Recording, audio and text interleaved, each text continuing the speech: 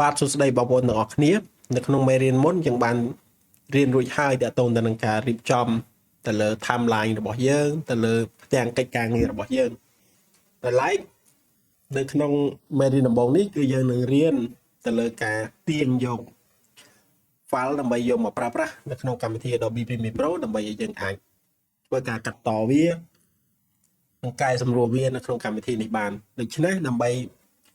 ចូលទៅបើកទាញ folder ទាំងអស់នឹងចូលមកក្នុងកម្មវិធី Adobe Premiere Pro យើងមើលកន្លែងនេះមានពាក្យថា project ដូច្នេះយើងម៉ៅឆ្វេងចំនួន2ដងបាទហើយវានឹង link ចូលមកកាន់ folder ដែលយើងធ្លាប់ប្រើប្រាស់ចុងក្រោយប៉ុន្តែមេរៀនរបស់យើងគឺខ្ញុំបានទុកវានៅក្នុង 3D Adobe Premiere Pro lesson តមក lesson project ហើយយើងឈានចូលមកកាន់ project ទី2បាទហើយមេរៀនមុនខ្ញុំក៏បានបង្រៀនបងប្អូនដែរតាក់ទងទៅនឹងការរៀបចំ folder ឲ្យបានត្រឹមត្រូវដូច្នេះនៅទីនេះយើងមានវីដេអូមួយគឺយើងទុកនៅកន្លែងវីដេអូនេះឯងគឺបងប្អូនអាចចុចទៅលើវីដេអូចុច open ចុចទៅលើវីដេអូហ្នឹងមកគឺបងប្អូននឹងឃើញវានឹងចូលមកហើយនៅក្នុងនេះដើម្បីដែលយើងអាច preview វីដេអូនឹងបានគឺយើងអាចចុចម៉ៅឆ្វេងចំនួន2ដងហើយបងប្អូនអាច play វាបានទីនេះគឺជា source គឺជាកន្លែងដែលបងប្អូនអាចមើលនៅប្រភេទ file វីដេអូដើមឬក៏រូបថតដើមសំឡេងដើមដែលបងប្អូនត្រូវការហើយដើម្បីទាញវាយកមកប្រើប្រាស់បានបងប្អូនអាចធ្វើការចុចទៅលើវីដេអូនេះម៉ៅឆ្វេងឲ្យជាប់ហើយទាញវាមកខាងក្រោមមកគឺយើងឃើញហើយគឺវានឹងចូលមកក្នុងសញ្ញាកិច្ចការនេះហើយនៅទីនេះគឺតកតងទៅនឹង program គឺការកាត់តទៅលើកម្មវិធី Adobe Premiere Pro បានន័យថានៅទីនេះវាលែងជា file ដើមទៀតហើយប៉ុន្តែបងប្អូនអាចធ្វើការកែសម្រួលកាត់តបន្ថែមវាទៅលើចំណុចផ្សេងៗបានអញ្ចឹងនៅកន្លែងខាងក្រោមនេះបងប្អូនអាចទាញវីដេអូនឹងឲ្យវែងបានឬក៏ខ្លីបានគ្រាន់តែចុចវាចុះហើយបងប្អូនទាញវាទៅឆ្វេងឬក៏ទៅស្ដាំអញ្ចឹងទៅបាទឬក៏បងប្អូនចុច Alt ឲ្យជាប់ហើយបងប្អូន scroll ម៉ៅវាទៅលើទៅក្រោមអញ្ចឹងទៅគឺវាពង្រីកពង្រួមទៅតាមនឹងដែរបាទទៅតាមការចូលចិត្តរបស់បងប្អូនអញ្ចឹងនៅក្នុងមេរៀននេះបងប្អូនអាចចុច play បងប្អូនអាចឃើញថាត្រង់ចំណុចណាដែលបងប្អូននឹងរៀននៅក្នុងការប្រើប្រាស់ tool អស់នេះនៅក្នុងវីដេអូនេះនៅបើសិនបងប្អូនចុច mouse ស្ដាំនៅលើវីដេអូរបស់បងប្អូនគឺបងប្អូននឹងឃើញអំពីទីនេះយើងហៅថា speed គឺជាល្បឿនរបស់វីដេអូករណីបើសិនបងប្អូនចង់ឲ្យវីដេអូហ្នឹងលែងលឿនដល់ទៅ 200% ល្បឿនលឿនជាងមុនឃើញបងប្អូនបានឃើញជាក់ស្ដែងគឺវានឹងទៅលឿនតែម្ដងវាអត់មែនជាប្រភេទ slow motion ទេព្រោះដោយសារតែវីដេអូនេះគឺជាប្រភេទវីដេអូដែល slow motion លុបសំឡេងនេះចោលដើម្បីកុំឲ្យមានការរំខានអញ្ចឹងជាធម្មតាវាលែងតែពាក់កណ្ដាលទេឃើញបែប slow ប៉ុន្តែបើសិនបងប្អូនចង់ទាញវាមកធម្មតាយើងដាក់វា 200% ឬក៏មួយទៀតបងប្អូនដាក់វា 50% ធ្វើឲ្យវារឹតតែយឺតបន្តទៅទៀតបងប្អូនបានឃើញស្រាប់គឺ slow motion តែម្ដងនេះគឺជារបៀបដែលបងប្អូនអាចគ្រប់គ្រងទៅលើល្បឿនរបស់វីដេអូបានហើយករណីនេះខ្ញុំចង់ដាក់វាមក 100% ខ្ញុំចង់បង្ហាញបងប្អូនអំពីការប្រើប្រាស់នៅកន្លែងនេះ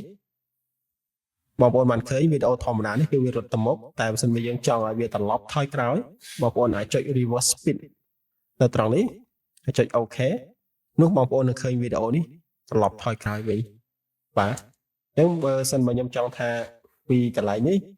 ទៅដល់កន្លែងនេះខ្ញុំកាត់វាចេញជា2យើងយករូបឡាមនេះមកយើងកាត់វាបាទហើយយើងចុចមកកន្លែងធម្មតានេះវិញមកកន្លែង select បាទ select tool អក្សរកាត់របស់វាគឺអក្សរ V បងប្អូនចុចកន្លែង speed ដាក់ធម្មតាអញ្ចឹងមកន័យថាពីដំបូងទៅគឺវីដេអូហ្នឹងវាធម្មតាទេប៉ុន្តែដល់កន្លែងនេះខ្ញុំចង់ឲ្យវាត្រឡប់ថយក្រោយវិញហើយខ្ញុំចង់ឈប់កន្លែងនេះខ្ញុំចង់ឲ្យវារត់ទៅមុខធម្មតាវិញអញ្ចឹងខ្ញុំអាចប្រើឡាមនេះដែលយើងហៅថា razor tool គឺអក្សរកាត់របស់វាគឺអក្សរ C គឺបងប្អូនចុចកាត់វាមកបងប្អូន select នៅលើវាចុច speed ដដែលដោះ reverse speed នោះវានឹងត្រឡប់ទៅជាធម្មតាហើយកន្លែងនេះយើងចង់ឲ្យវារត់ទៅជា 200%លឿនជាងមុនអញ្ចឹងយើងនឹងមើលវាថាតើវានឹងទៅជាយ៉ាងណាវីដេអូនេះបងប្អូនបានឃើញត្រង់នេះរត់ថយក្រោយហើយកន្លែងរត់លឿនជាងមុនបាទអញ្ចឹងនេះគឺជាការប្រើប្រាស់ខ្លះៗដែលខ្ញុំអាចបង្ហាញបងប្អូនអញ្ចឹងខ្ញុំនឹងទាញវីដេអូនឹងត្រឡប់មកវិញសាថ្មីជាធម្មតាហើយមួយទៀតបើសិនបើបងប្អូនមានវីដេអូឧទាហរណ៍ដូចជាវីដេអូនេះអញ្ចឹងមានទាំងសំឡេងជាប់ជាមួយពេលបងប្អូនចង់ទាញវាផ្សេងចង់កែវាអីគឺវាទៅពីជាប់គ្នាអញ្ចឹងតើបងប្អូនធ្វើយ៉ាងម៉េចទើបអាចដោះសំឡេងនេះចេញពីវីដេអូនឹងបានគឺបងប្អូនចុច mouse ស្ដាំចុចពាក្យថា unlink បាទចុច unlink នោះយើងនឹងឃើញវីដេអូហ្នឹងហើយនឹងសំឡេងហ្នឹងគឺបាច់ចេញពីគ្នាហើយគឺបងប្អូនអាចយកតែវីដេអូសុទ្ធអត់មានសំឡេងឬក៏បងប្អូនអាចយកសំឡេងដោយមិនមានវីដេអូនេះគឺជារបៀបដែលយើងប្រើប្រាស់អញ្ចឹងខ្ញុំចុច control set មកដើម្បីថយវាបន្តិចដើម្បីឲ្យបងប្អូនបានយល់បន្តិចទៀតឬក៏បងប្អូនចង់បិទវីដេអូហ្នឹងនៅកន្លែងនេះចុចពី enable គឺវីដេអូហ្នឹងមើលអត់ឃើញទេបាទគឺវាងាយស្រួលត្រង់ហ្នឹងអញ្ចឹងបងប្អូនដោះវាវិញមកបងប្អូននឹងឃើញដូចគ្នា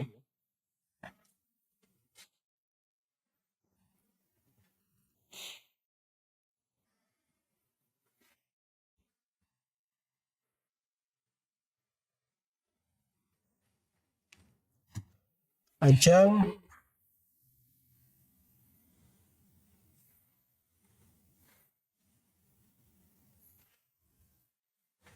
ងនេះគឺជាវីដេអូដែលយើងមានទំហំរបស់វាគឺ Full HD 1920និង18ហើយប្រសិនបើករណីមួយទៀតយើងមានវីដេអូដែលមានទំហំផ្សេងពីគ្នាដូចត្រង់កន្លែងនេះខ្ញុំ download ពី website មកវីដេអូនេះទំហំរបស់វាគឺត្រឹមតែ HD ប៉ុណ្ណោះបាទដូចបងប្អូនបានឃើញស្រាប់នៅទីនេះគឺទំហំរបស់វាចូល detail បងប្អូននឹងឃើញគឺតែ128និង720ប៉ុណ្ណោះដែលជាធម្មតា Full HD គឺ1920និង18ហើយនៅពេលដែលយើងយកទៅដាក់វាជាមួយគ្នាតើវានឹងទៅជាយ៉ាងណាឬក៏ខ្ញុំមានវីដេអូមួយទៀតនេះគឺជាវីដេអូដែលមានទំហំ 4K បាទករណីវីដេអូទំហំ 4K បងប្អូនបានឃើញស្រាប់គឺ3840គុណនឹង2160 24 frame បាទអញ្ចឹងខ្ញុំនឹងទាញវីដេអូ3ទំហំផ្សេងគ្នាវីដេអូនេះគឺ Full HD 1920 18វីដេអូនេះត្រឹមតែ1280 720ហើយនឹងវីដេអូនេះ3000ជាងអញ្ចឹងនៅពេលដែលយើងទាញវាយកមកដាក់ជាមួយគ្នាតើវាមានលក្ខណៈខុសគ្នាបែបម៉េចស្មើទាំងអស់គ្នាអញ្ចឹងខ្ញុំនឹងទាញវីដេអូនេះយកមកដាក់នៅទីនេះហើយខ្ញុំនឹងទាញវីដេអូ 4K យកមកដាក់ជាមួយគ្នាដូចគ្នាអញ្ចឹងបងប្អូនបានឃើញវីដេអូនេះគឺវា play ពេញនៅលើ timeline តែម្ដងប៉ុន្តែដល់វីដេអូនេះគឺវាទំហំវាអត់គ្រប់តើបងប្អូនធ្វើយ៉ាងម៉េចអញ្ចឹងជាធម្មតាបងប្អូនទៅកាន់ control panel បងប្អូនចុចនៅលើ motion នេះបងប្អូនអាចទាញវាបែបនេះបានបាទចុចនៅលើ motion នេះណាំបានចេញសញ្ញានឹងឲ្យយើងទាញប៉ុន្តែបើករណីមួយទៀតនៅទីនេះបងប្អូនចុចបើសិនជាវាធម្មតា 100% គឺវាតែប៉ុណ្្នេះតែបងប្អូនអាចពង្រីកវាបែបនេះមកគឺវានឹងបានធំជាងមុនបាទគឺវាដាក់ 150% គឺពេញនឹងគឺជាវិធីមួយដែលយើងអាចពង្រីកវីដេអូហ្នឹងឲ្យស្មើទៅនឹងទំហំវីដេអូ Full HD ផ្សេងទៀតដោយសារតែវាទំហំត្រឹមតែ HD តែប៉ុណ្ណោះចុះករណីបើសិនបើវីដេអូដូចវីដេអូនេះអញ្ចឹងវា 4K ពេលយើងដាក់ចូលមកគឺវា crop តើបងប្អូនធ្វើយ៉ាងណាអញ្ចឹងគឺយើងនឹងធ្វើដូចគ្នាតែយើងបង្រួមវាចូលមកវិញបាទពេលបងប្អូនបានឃើញស្រាប់នៅទីនេះយើងធ្វើការបង្រួមវាមកគឺវាចូលមកអញ្ចឹងតើយើងដាក់50បាទវាទៅជា50វិញតែវីដេអូនេះ150ហើយវីដេអូនេះត្រឹមតែ 100% ធម្មតាទេទំហំរបស់វា scale នៅទីនេះយើងមកយកដូចយើងបានឃើញស្រាប់បាទប៉ុន្តែមួយទៀតបើសិនមកខ្ញុំដាក់វាទៅធម្មតាវិញខ្ញុំចង់ឲ្យវាងាយស្រួលជាងមុនតែយើងធ្វើយ៉ាងម៉េចដើម្បីឲ្យវាលឿនពេលខ្លះយើងទាញវា U ព្រោះដោយសារទំហំវាខុសចឹងយើងអាចមកស្ដាប់យើងយកពាក្យ scale to frame size នោះវានឹងពង្រីកឲ្យប៉ុនទៅនឹងទំហំកិច្ចការ sequence របស់យើងដែលយើងមានគឺ Full HD ហើយវីដេអូនេះដូចគ្នាយើងដាក់ scale to frame size នោះយើងនឹងបានវីដេអូទំហំ Full HD អញ្ចឹងនៅពេលដែលយើង export វាចេញឧទាហរណ៍ខ្ញុំទាញផ្នែកពីវីដេអូនេះយកមកដាក់ចុះបាទហើយនៅត្រង់កន្លែងនេះខ្ញុំអាចកាត់វាចេញបាទហើយយើងទាញឲ្យចំណុចនេះឲ្យដល់ចុងបញ្ចប់តែយើងដាក់ចំណុចនឹងត្រឹមណាគឺវីដេអូនោះគឺ export ទៅគឺត្រឹមហ្នឹងអញ្ចឹងយើងអាចចុច export កន្លែងនេះក៏បានចុច export ត្រង់នេះហើយបងប្អូនជ្រើសរើសទីតាំងដូចគ្នាតែអានេះយើងដាក់ថាឧទាហរណ៍ថា2ចុះបាទយើងដាក់ថា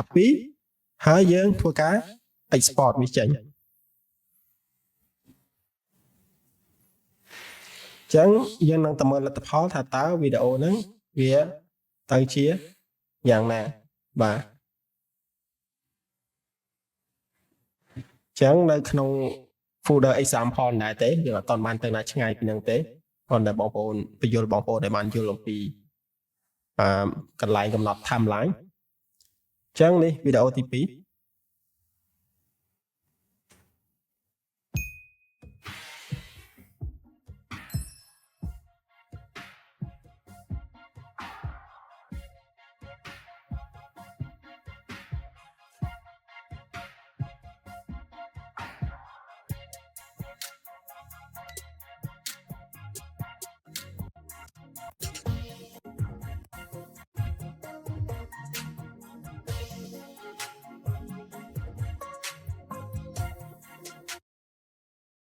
បាទដូចបង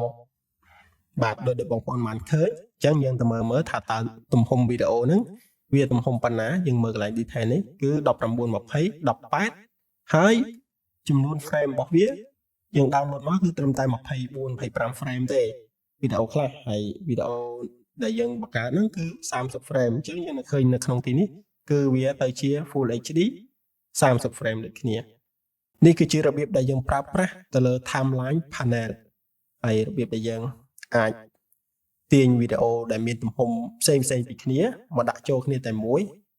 ហើយទំហំប៉ុនគ្នាហើយដូរ frame របស់វាទៅជា frame តែមួយឬក៏យើងអាចកែ speed កែល្បឿនរបស់វីដេអូហ្នឹងហើយក៏ដូចជាអាចឲ្យវាដើរត្រឡប់ថយក្រោយគឺបងប្អូនអាចធ្វើបាននៅទីនេះបាទអរគុណច្រើនមេរៀននេះយើងមានត្រឹមប៉ុណ្ណេះហើយយើងនឹងបន្តទៀតទៅលើមុខងារផ្សេងទៀត